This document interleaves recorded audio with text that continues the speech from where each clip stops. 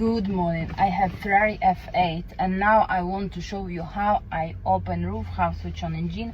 So when you're in car, you have this key. Yeah, what you need to do, you need to leave it in the central control. It's here. I'll show you. Then I need to change my position, like because I'm not so tall, you know.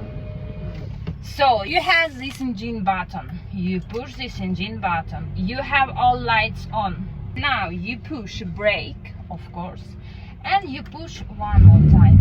And voila!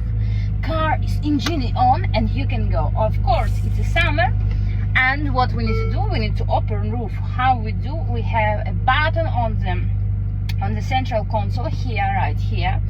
We have one button that open close window, that we have a little window in back, and we can open close roof. Let's open roof, and this will open roof.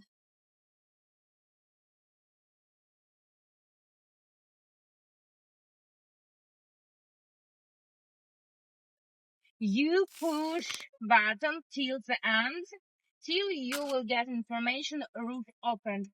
And that's all. And you can go now wherever you want.